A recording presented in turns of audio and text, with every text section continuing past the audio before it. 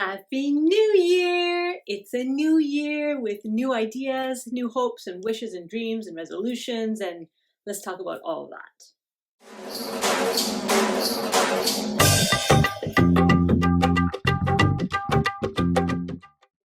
Happy New Year! Welcome to the next 12 months of your life.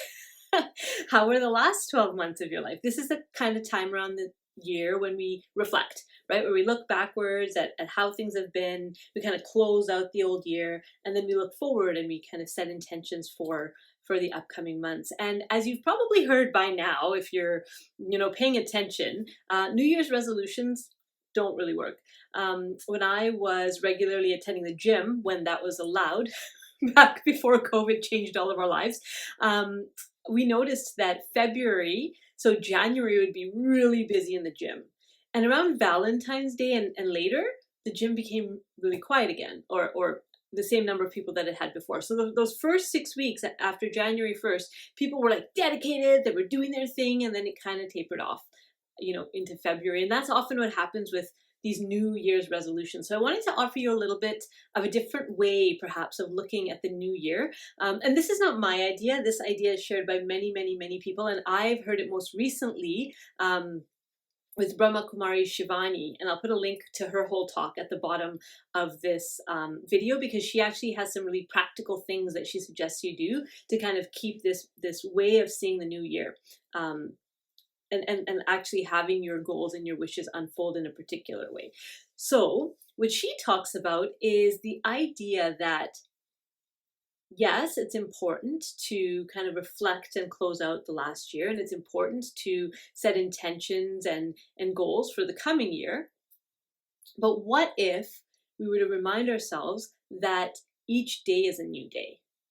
Right? So this is what often happens with New Year's resolutions, or even like I've seen people do like the theme, like this is the year of, right? We did that with my kids and my husband, and we all decided like what for each one of us, what was the year of. So for me, it was the year of vitality. For my daughter, it was the year of creativity, right? So we all had our different kind of focuses or focus areas.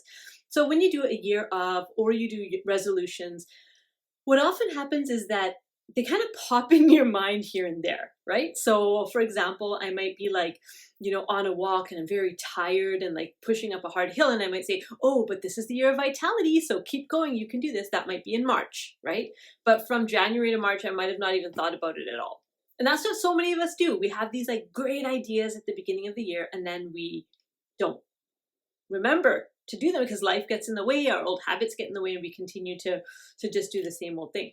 And so if we shift it and say each day is a new day, and remind ourselves at the end of each day to close out that day, this is what she talks about, close out the day, and then kind of set intention for the next day.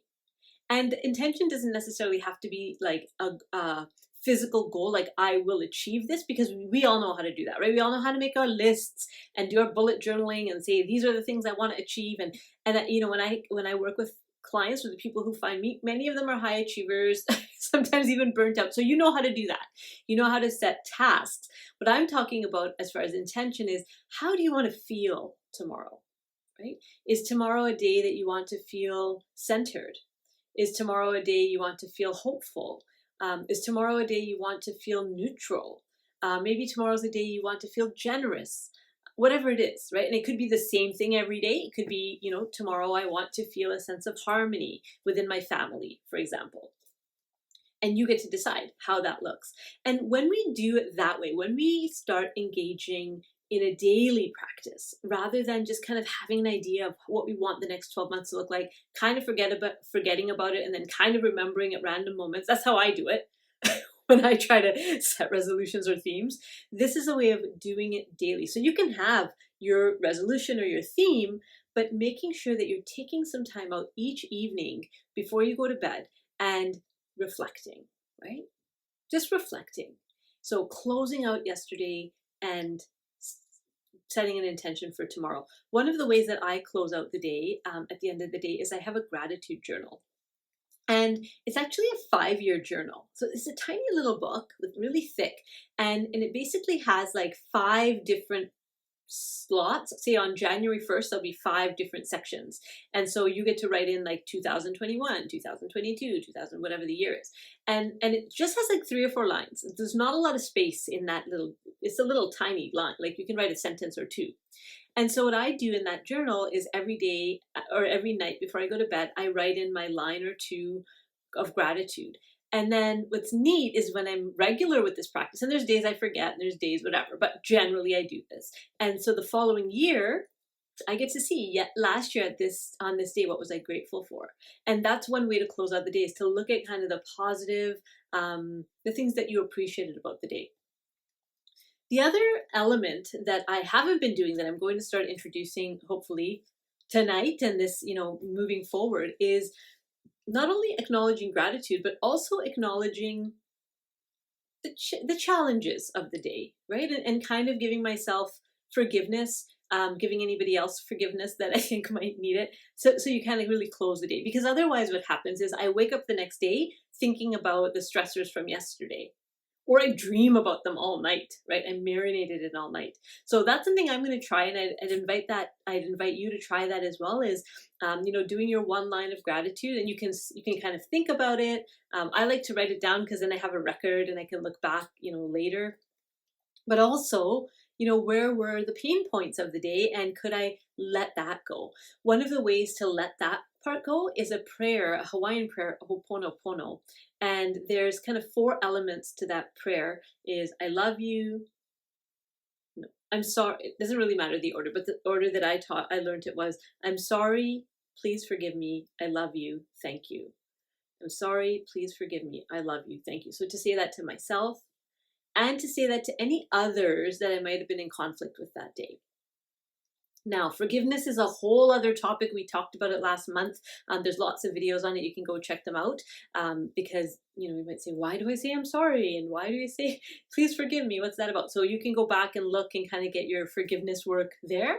But just to say it and just to really genuinely mean it at the end of the day. I'm one of those people who sometimes tends to avoid the difficult things. And then they kind of like accumulate and then they pop, right? And so I'm learning also to acknowledge it when it's happening and diffuse it as it's happening, so it doesn't build and build and build and build.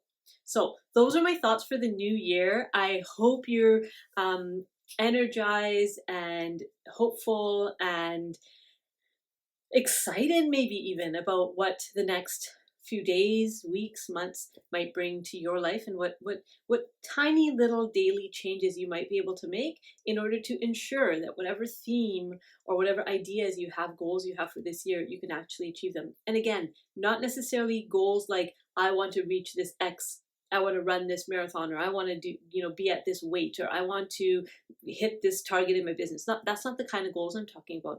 It's about, how do you want to feel? How do you want to feel this year? And maybe there's several things that you want. Some of the things I want are a sense of inner harmony. I want to feel excited. I want to feel full of life, right? And so these are some of the things that you can consider. What do I want to feel tomorrow? And so then you have more variety as well. So happy New Year. I hope you're well, and I will see you next week for Ask Dr. Saira. Bye.